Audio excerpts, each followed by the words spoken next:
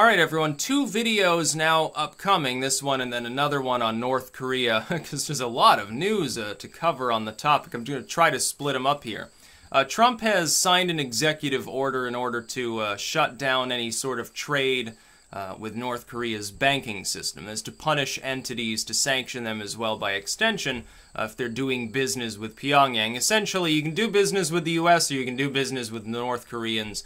Exception for, you know, the black market, which will exist. A free market suppressed becomes a black market, so I'm not sure how effective this will be.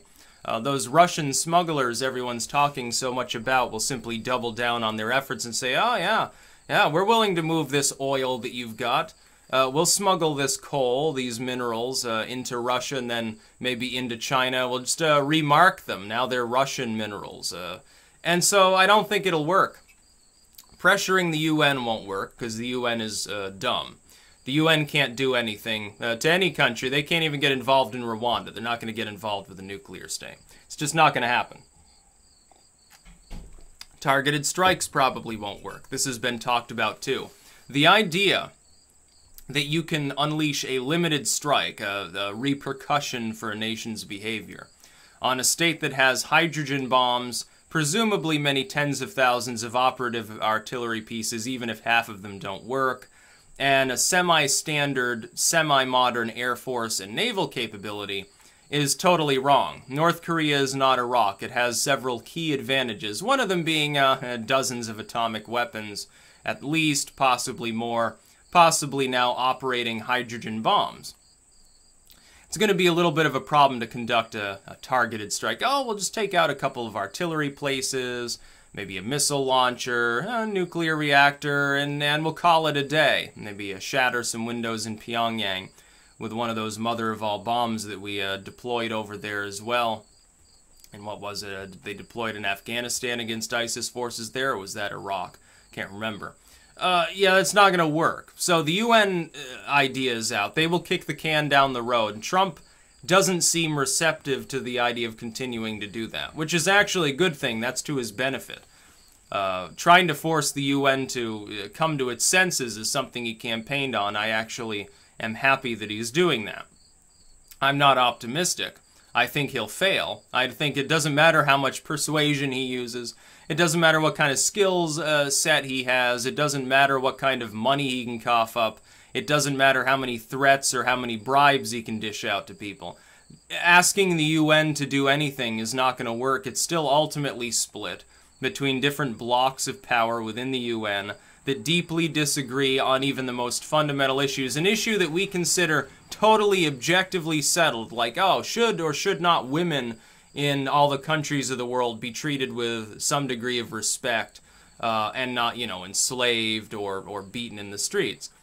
Most nations say yes. There are a handful of nations that will never come around to that. They say no. They say, well, what are you talking about? They don't have rights. You know, you go to some parts of the world, and that's indeed how their culture operates. You won't even be able to agree on that. How the hell are you going to agree on North Korea? Most nations have condemned North Korea's quest for nuclear weapons. Now they obviously have them. That being said, there are some holdouts. China still holds out to some degree. I'm not sure that some of the other, what we would call axis of evil, spooky states in the world would agree with us on that. They probably stand against us. Increasingly, it looks like Russia may take up the mantle of defender of the North Koreans. They may gobble them away from China, the Chinese having forsaken them, largely in a diplomatic sense. Who's to say Russia doesn't say, well, we'll just normalize relations. You know, we're being sanctioned too anyway. We'll just add them to our sphere, along with Iran and Syria and some of the Belarus and some of these other states. We'll be just fine. We have plenty of resources. Fuck y'all. You know, you're talking about a significant proportion of all the world's coal and mineral reserves, so with these states being combined, especially if they manage to, improve their ties with Kazakhstan or even Afghanistan. If the Afghan governing authority should switch sides, well, yeah, the rest of the world is going to have problems obtaining those minerals. Why do you think China plays a neutral party here? They just want access to all the resources. So we may see that. But Trump is attempting to shut down, you know, sort of the trade and finance side of things. This hurts North Korea. It certainly makes business a lot more difficult for them. But not that much more difficult. It's not going to collapse the regime, I don't think. It's got more teeth than past sanctions, you know, something very limited that China and Russia basically ignore. But does it take out Kim Jong-un? Ultimately, I don't think so. I don't think that it'll work. Using the UN, using sanctions, these have been tried before, Donald. And they don't work very well. North Korea continues on its course. Look, how do you think, despite all of the sanctions and pressure we've already had on them for so long, even Obama was willing to use sanctions. Even he got China to agree to some of them in a limited sense, even if they worked around them largely when possible. With Trump coming in, they work a little more closely with us now on the issue. Despite that, despite literally decades of nonstop sanction and embargo and restrictions and everything else under the sun, they're still there. They've still made leaps and bounds. In that period of time, they went from their first failed nuclear test, where they had a primitive atomic weapon that didn't even apparently detonate, to detonating in rapid succession several more sophisticated atomic weapons on the order of Hiroshima, to now either compiling a bunch of atomic weapons together and detonating them at the same time, or apparently having the expendable conventional weapons to create a 50 kiloton or so blast, or they have a hydrogen bomb. It doesn't matter which one they have, it's a symbol of their economic capabilities still being largely unfettered. If they have the ability to do that, there's not much the sanctions are going to do, saying, well, you can't bank with Pyongyang anymore. China's central bank has come out and commanded all the other Chinese banks not to do business with North Korea. That's a great step in the right direction, but it's, I don't think, going to work.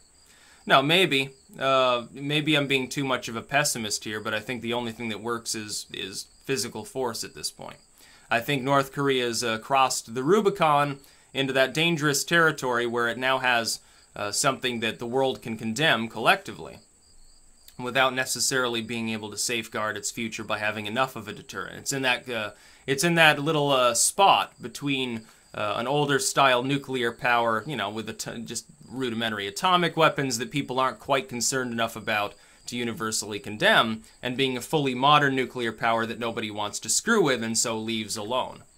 But that's the other thing, like if they become fully modernized in that sense, if nobody can do anything about them, are their neighbors really even going to take part in sanctions, or are they going to, you know, throw up their hands and say, okay, well, at the very least, we want normalized relations because we don't want to be a target if war breaks out. That may end up happening too. You may see a situation where China goes back towards dealing with them and ignoring U.S. sanctions by saying, well, what are we supposed to do? We can't do anything in a military sense about them. They're going to be here forever, so eventually they gobble up South Korea too and become a major world player. And if that happens, of course, the Chinese want them on their side. They don't want to be enemies or something like that.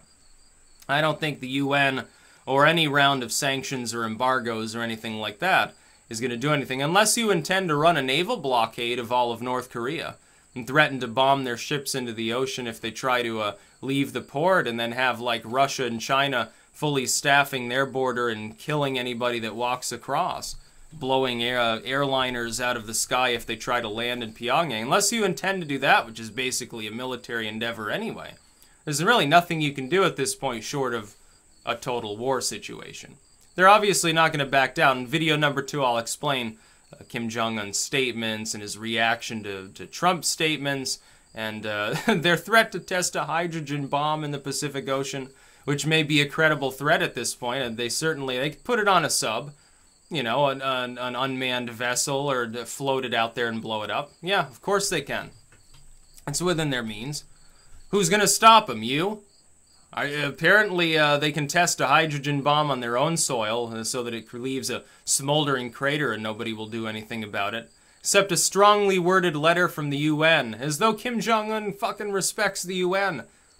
The UN's entire fighting force could pour into North Korea. Kim Jong-un would win. He would destroy them completely. They don't know how to fight. That's about all. Peace out.